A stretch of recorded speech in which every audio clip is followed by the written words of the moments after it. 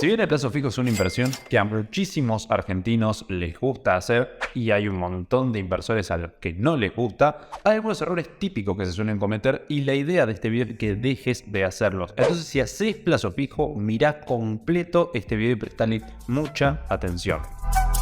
Empecemos por lo más básico de todo, y esto es no prestar atención a las noticias, no estar atento al calendario. Hay algunas noticias, hay algunos factores que pueden desencadenar un disparamiento en el precio del dólar y también en el valor porcentual de la inflación. Por ende, nosotros tenemos que estar atentos a estos momentos para en esos momentos particulares ver si realmente conviene o no conviene hacer plazo fijo. Pongamos un ejemplo claro. Este año 2023 vamos a tener las elecciones presidenciales y entonces cuando se acerquen esas fechas es momento de preguntarte qué puede pasar cuando se hagan justamente las elecciones, principalmente las PASO, que son ya las que bastante van marcando el panorama. De esta forma, si en las elecciones anteriores, PASO, el mercado cayó un 50% y el dólar se disparó, entonces podés prever que este año tal vez podría pasar algo similar. O sea que tenés que estar muy atento a esas fechas. Entonces, a esto me refiero cuando digo mirar el calendario y no hacer simplemente plazo fijo, sino decir, ok,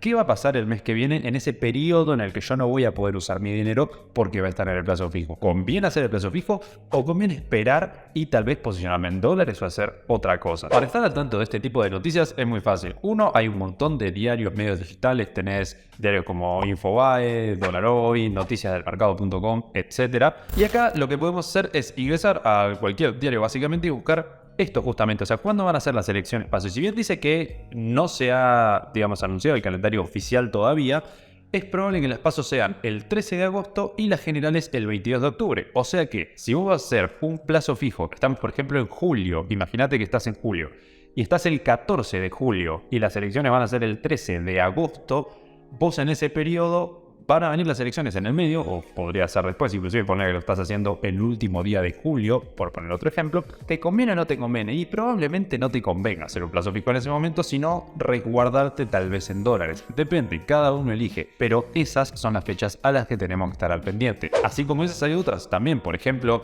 si Argentina tiene que pagar deuda. Y bueno, cuando se acerca ese momento de pagar la deuda, es cuando se empieza a ver si el país va a entrar en default, no va a entrar en default, si va a subir el dólar o no en base a esto. Entonces, bueno, todo este tipo de cosas también tenemos que estar bastante al pendiente. Y eso lo puedes hacer desde, repito, un montón de medios, noticias del mercado, Clary, etcétera, o también desde el Instagram de Inverar, que vas a tenerlo por acá si querés seguirnos, y ahí vamos a estar anunciando, obviamente, todo este tipo de cosas que vayan pasando. Error número 2. Utilizar el plazo fijo como una inversión y no como un ahorro. La gran mayoría de años el plazo fijo rindió menos que la inflación. Esto significa que estás perdiendo plata. Por ende, el plazo fijo no es una inversión en casi ningún momento. Hay momentos en que lo es, sí. Hay momentos en que es superior a la inflación, por lo cual está bueno. Pero la gran mayoría de meses de los años, durante décadas, no ha rendido de forma favorable. Por ende, no se considera inversión para, justamente, y valga la redundancia, un inversor. El plazo fijo es una muy buena forma de ahorrar.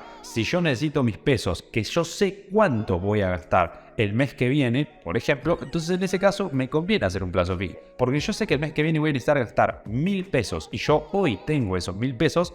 Para no dejarlos parados, hago un plazo fijo, gano un poco, algunos pesos, y el mes que viene tengo esos 1.000 pesos de nuevo listos para gastar. Esa es la forma correcta en la que nosotros tenemos que ver al plazo fijo. Ahora, si vos querés profundizar más en, realmente esto por qué no sirve, por qué sí sirve, cuándo no, lo tenés explicado en ese video donde hablamos de si se puede o no vivir del plazo fijo utilizando montos más grandes, menores, lo que fuera, pero si realmente se puede llegar a vivir o no de eso.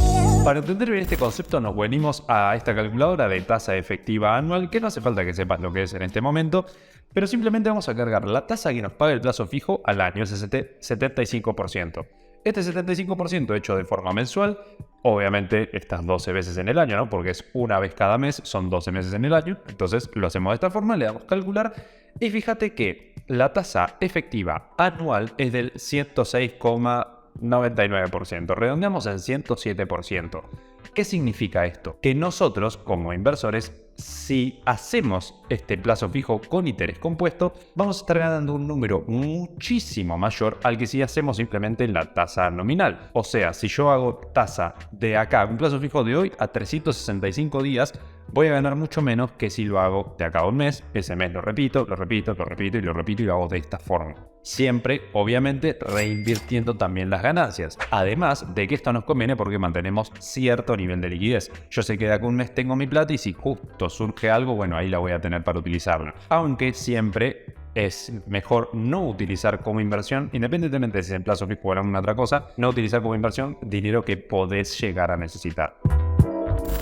No aprovechar las estrategias que podemos hacer con el plazo fijo. Vamos a poner un ejemplo muy sencillo. Salieron en la hora 30 y ahora 40 inclusive. ¿Qué significa eso? Que puedes pagar productos en 30 o 40 cuotas sin interés. Lo que significa son cuotas fijas y eso es buenísimo. Vamos a poner un ejemplo súper sencillo, básico y que no hace mucho énfasis en la realidad porque, bueno, ya vamos a ir explicándolo, pero igualmente si querés verlo ahora sí con detenimiento, específicamente esta estrategia, lo vas a tener ahí en las tarjetitas, donde hablamos de otras estrategias también. Pero vamos a poner un ejemplo. Imaginemos que vos querés comprar un celular que sale 150.000 pesos.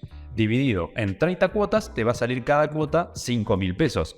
Entonces, ¿qué pasa? Si yo hoy tengo esos 150.000 pesos, no me conviene ir y comprar el celular hoy. Me conviene pagarlo en 30 cuotas sin interés, pero hacer plazo fijo mientras tanto. Y acá tenemos el claro ejemplo de cómo funciona esto. Yo tengo estos 150.000 pesos. Hago plazo fijo un mes, de enero a febrero, y yo gano el 6,25%, como está pagando el plazo fijo hoy de forma mensual. Por ende tendría 154.375 pesos, redondeamos en 154.000, más la cuota de 5.000. O sea, estos 154.000 ya tienen descontados en este Excel, porque así está calculado, estos 5.000 de la cuota. Por ende, mi ganancia neta es de 4.375 pesos. O sea que yo en vez de pagar los 150.000 del celular directamente, lo que hago es ir descontándolo de mis ganancias del plazo fijo. Por lo que si yo me deslizo hacia abajo, llegamos cuando tenemos la última cuota, que son todas cuotas fijas, repito, de 5.000 pesos.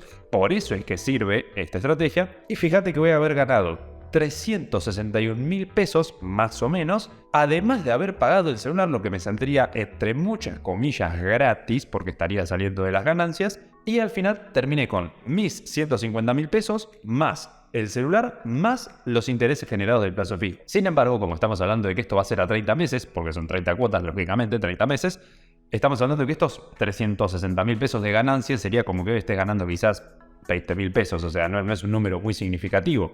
Pero al menos tenés el celular, tenés la plata inicial y además tenés esas ganancias. O sea que es mucho mejor a simplemente haber gastado en un simple momento y comprado el celular.